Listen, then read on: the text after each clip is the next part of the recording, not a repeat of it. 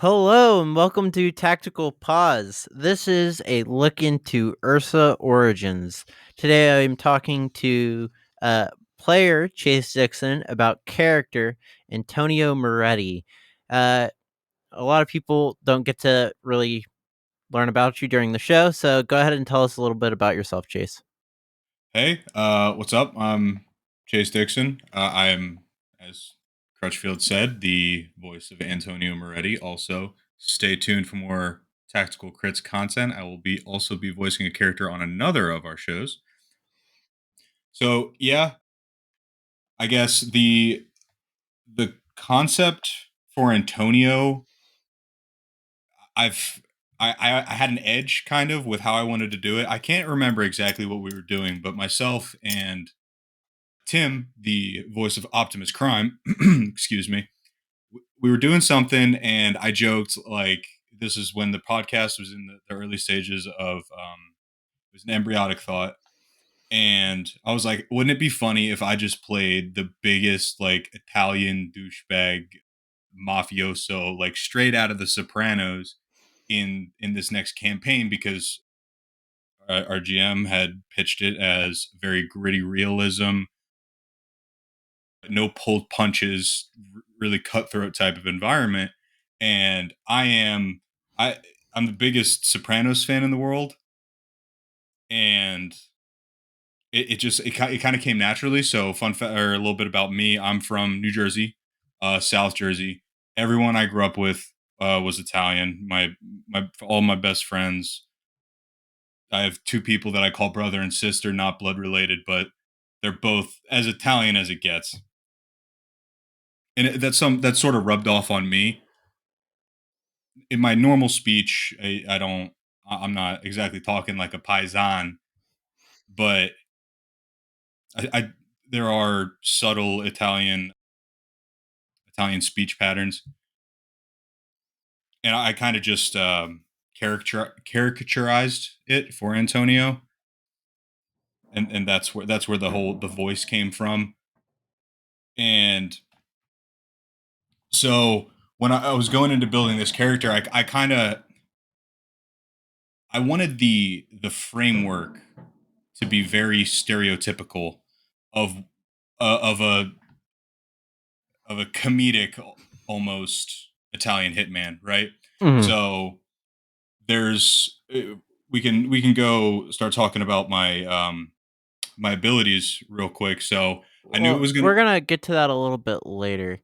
Like, I think we kind of covered what it like the vision you had for Antonio, and now I want to start building that picture as mechanics look. Mhm. Does that work for you? Yeah, that's fine. Okay, so let's start off with probably the first choice anyone makes in Dungeons and Dragons, which is your race. So I see that you're an elf, sub sub race drow. Mhm. Is there any reason that you wanted to go for that?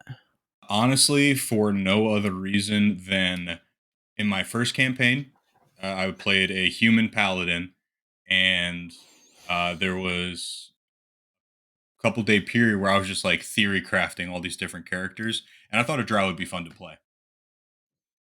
And so there were two there were two characters that I was dead set on, like my next character will be this, or my next characters will be this, and drow was one of them. Mhm. So I went with the drow, and that kind of just lined up perfectly with the mobster archetype because it lends itself well to playing a rogue. Yeah. Okay. So there are some things to kind of bring up about that help your like as far as the mechanics of it helping out the rogue.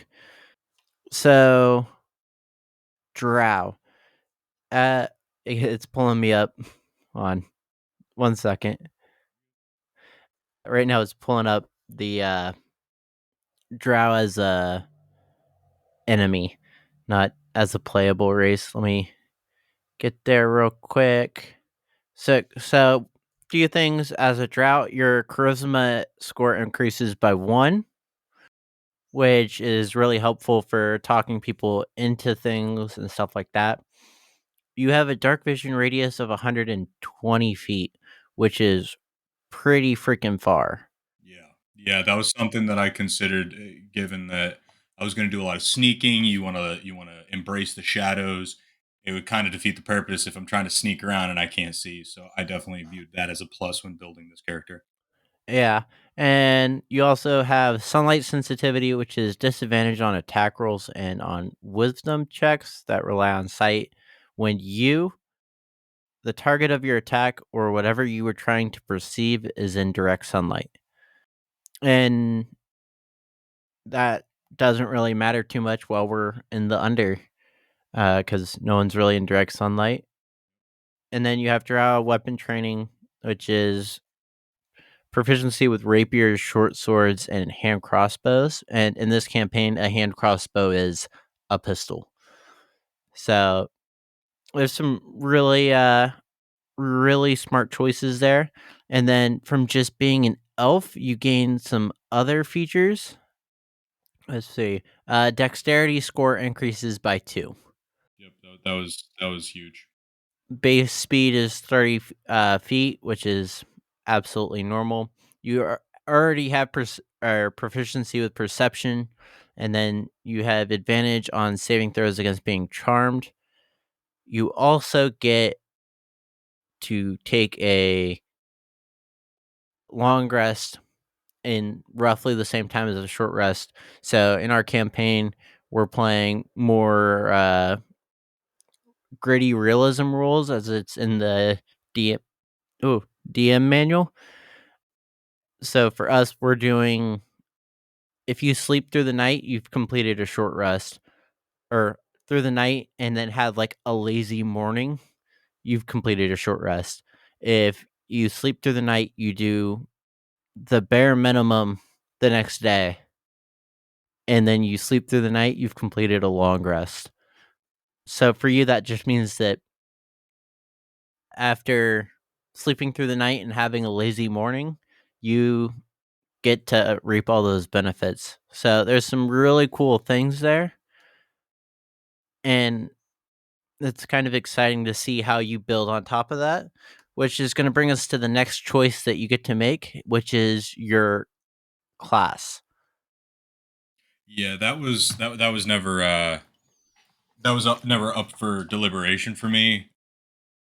I just knew, like, I mean, I guess you could go like in the, like I said, the mafioso archetype. You could go, I guess, fighter if you were gonna play like an enforcer for a family. Like the muscle that goes in and takes care of problems and all that stuff.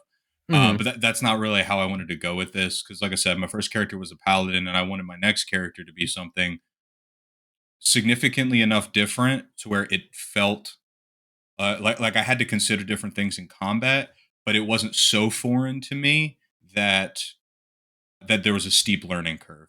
Hmm. So I still have there's still the melee combat. There's still the potential for being a half caster.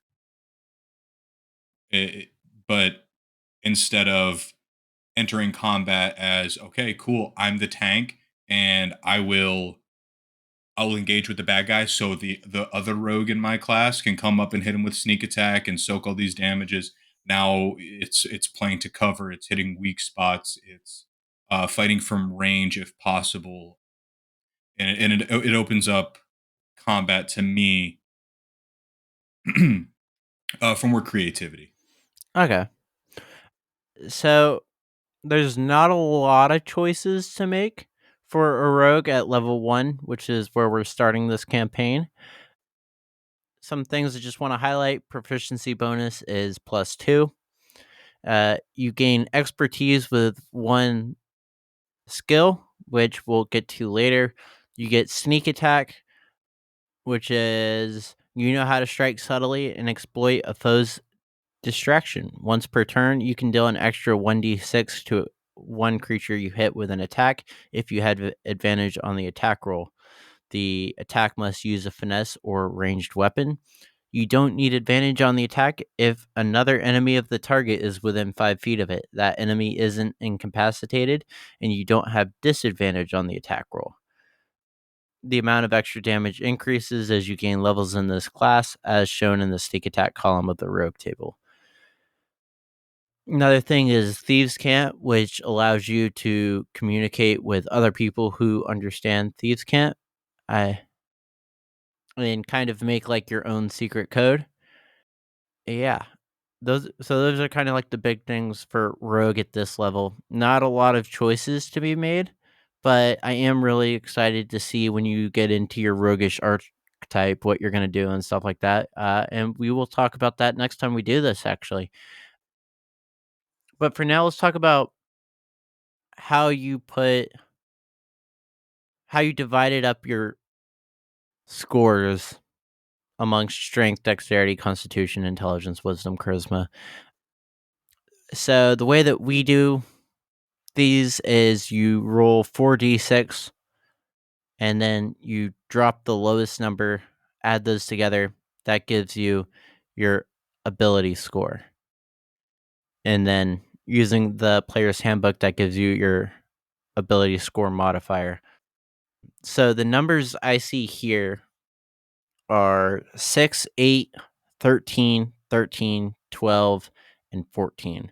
So you had a bunch of like middle of the pack rolls, and then you had one that was really high, and then one that was really low. Normally, as a DM, like if someone gets a really low roll, I'll be like, oh, well, you know what, you can bump that up because I don't want to cripple you as far as strength goes.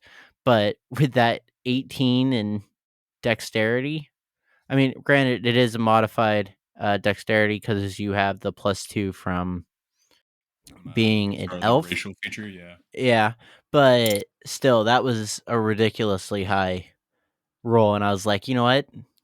Keep your 6. Perfectly But balanced the way all things should be. is there any so obviously for the rogue class, dexterity makes sense to be your highest. I'd like to kind of talk through charisma and constitution, kind like how those kind of ended up being when in my mind swapped. Like for me, I would put a little bit more points into constitution just to get that +2. Yeah. Like to look at that. Your intelligence and wisdom is the same as your constitution.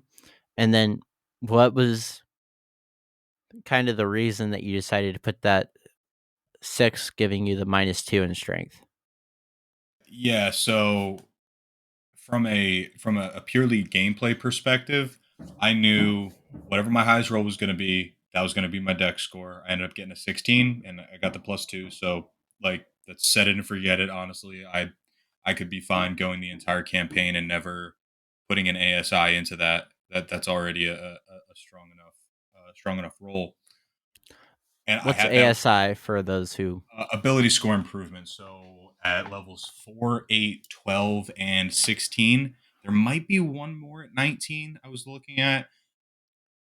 You get the ability to put two more points into any of your abilities. So you could put two into one or split them and put one in one. eh, cool. You're good at it.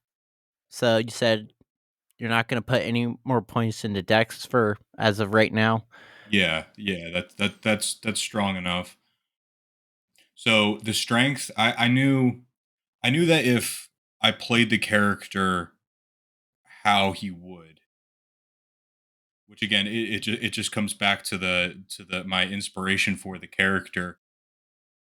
When I was building it, I was thinking Sopranos, and I was thinking specifically Paulie Gualtieri. He's an old timer. He's an old timer mobster, and he does a lot of really underhanded things to get the upper hand. Mhm. So I was thinking that if I play this character to best accentuate my dexterity advantage that I have, I can make up for the lack of strength. I can put Antonio in positions in which the strength would not be too much of a detriment. Mhm. I was thinking intelligence for from a role playing perspective because I thought it would be really like I just thought it would be funny to have. And it also plays into the character's backstory a bit. He's just if for him to just be like bone stupid, but I, the the metagamer in me was like that there are a lot more situations in which intelligence or wisdom is applicable in situations than just strength. Mhm. So I was like, let's just let's keep it at 6. I'm fine with that. Rogues don't need that, and it would make sense for the character. Mhm. So we'll go with that. Charisma. And I chose charisma as my next highest. You're right. Constitution would have worked just to have a little bit of a beefier HP pool. For those that don't know, every time you level up, you can pass level 1. The higher your Constitution modifier, the more HP you gain in your total HP pool. Mhm. I believe for a rogue, it's a 1d8, and then every subsequent level is a 1d8 plus your Constitution modifier. So as it stands right now, if I roll a 5 on a d8 when I level up, I will get 6 more. It doesn't sound like a lot, but it can add up. But I thought uh, charisma just lent into like the silver tongued aspect, like Mhm. lie, cheat, steal my way out of situations, and it could help me more in an RP aspect. Yeah. So some things that you kind of alluded to were skills. So a majority of the skills, especially at this point, you don't really have proficiency with, but there are a few that you chose here. I see deception, intimidation, investigation, persuasion, sleight of hand, and stealth as your normal proficiency skills.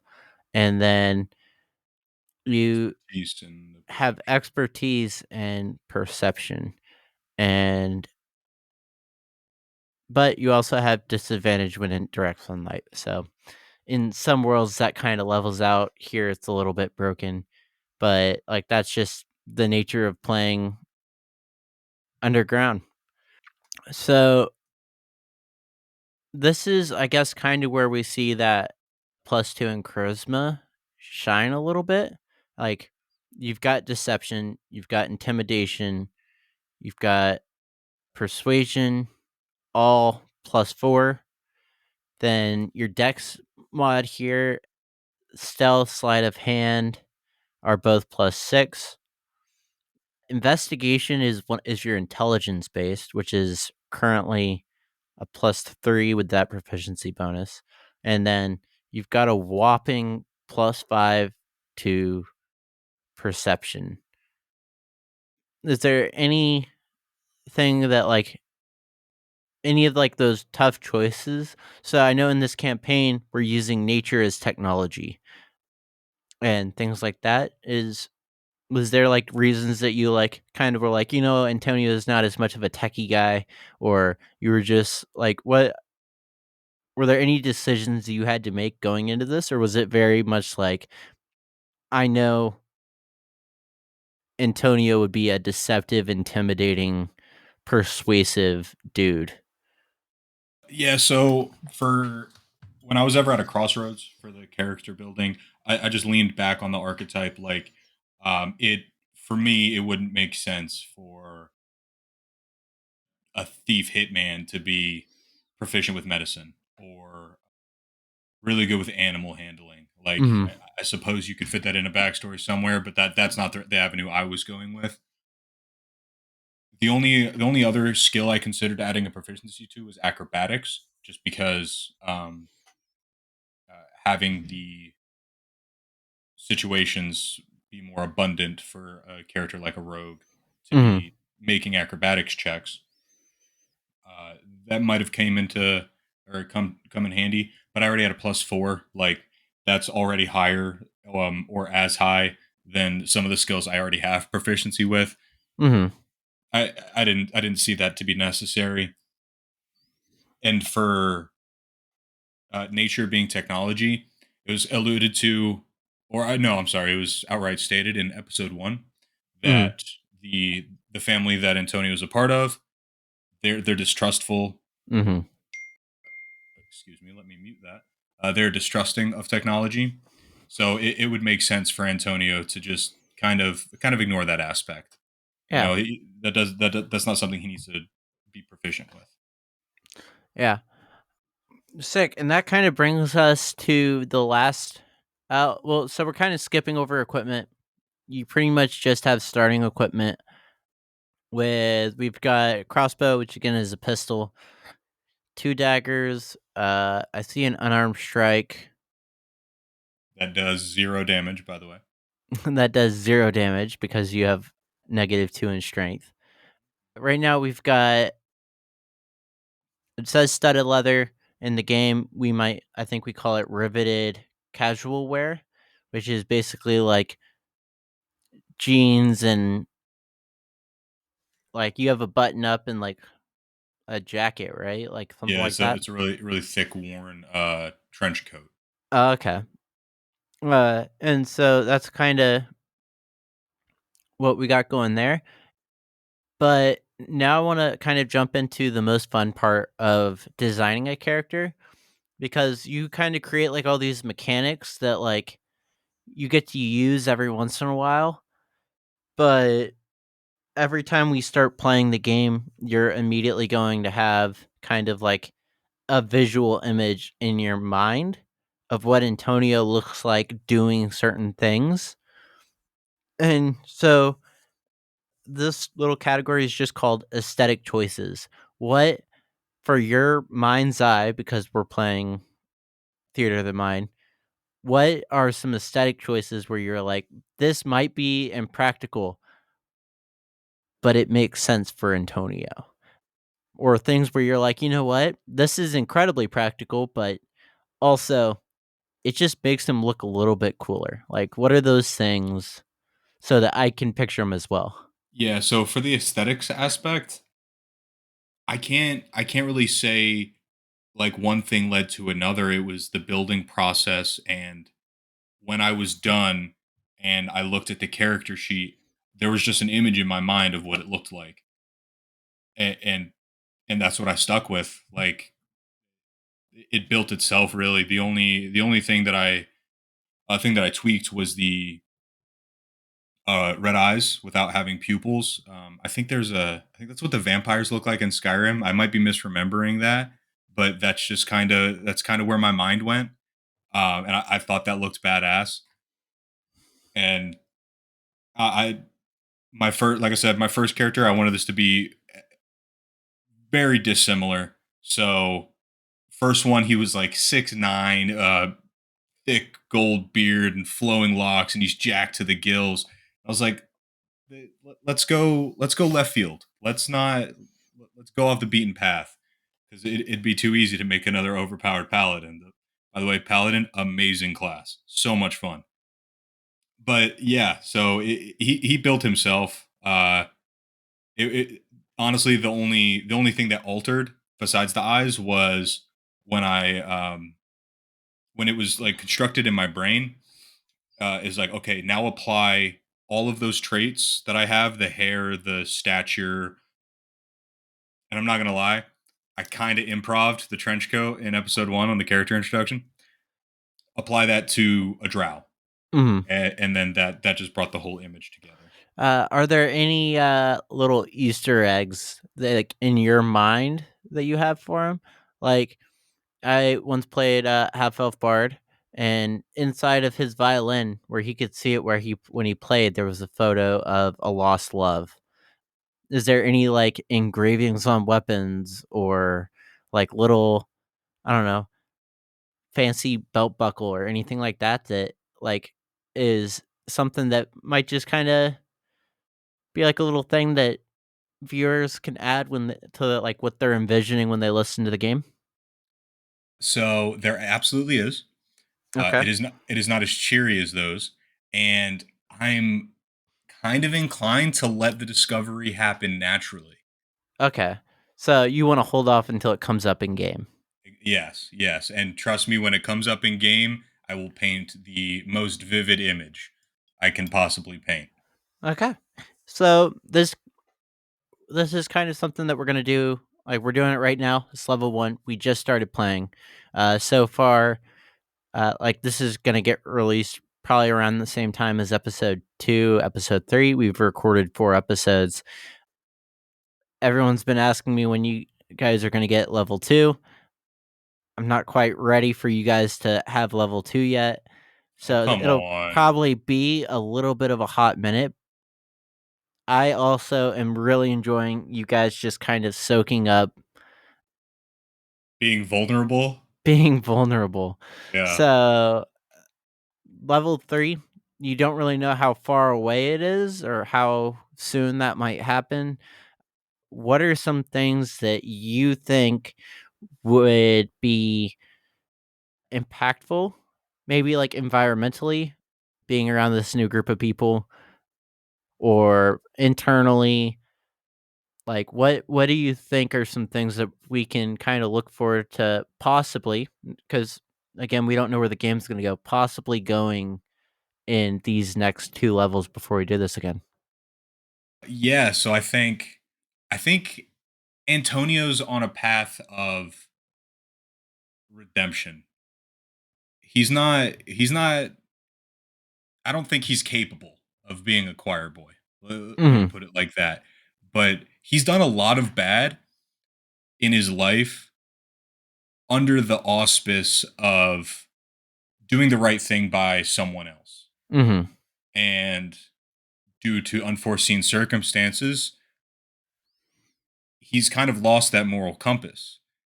And now he's, for the first time in his adult life and even before that, he's got to find out what's right for him now. Yeah, and I think like even in the first episode, we kind of see like this. It was almost like what's the word? Like surprisingly, like a surprising moment where it's very much like, oh, there's this random guy. I don't know why, but I'm gonna fight to protect him. Not necessarily like, and there's other guys that are also wearing suits. So like, there's like this kind of like thing where it's like, oh, is he fighting for the family or is he fighting for the new guy?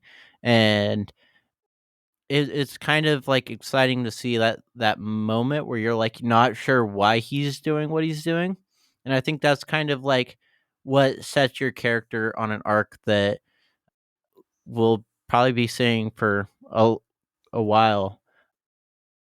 Where Unless yeah, it's like this moment of like, oh, I saw someone that is basically naked, has is running from, oh, sorry, running from someone else.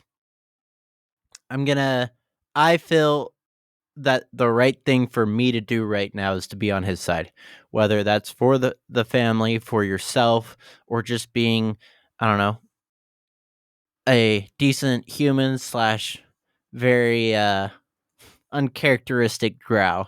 Like you, it's kind of like a beautiful thing to see. well, you also got to consider one guy's naked and vulnerable, and the guys chasing him are wearing sunglasses underground. There's one kind of man you don't trust, and that's a man that wears sunglasses indoors or at night.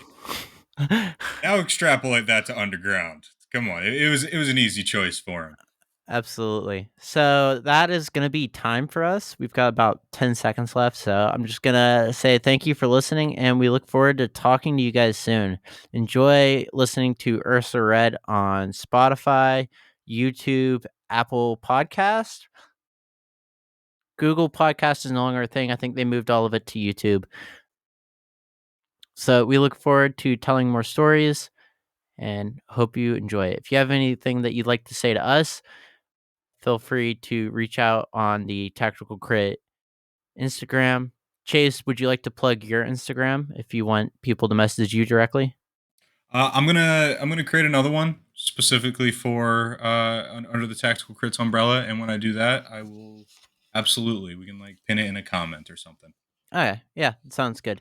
So I hope everyone has a great day, great night, great morning, whatever time zone you're in, and Great dim, great dim, great yeah, dim. great glow. We'll see you guys next time. See you at level 3.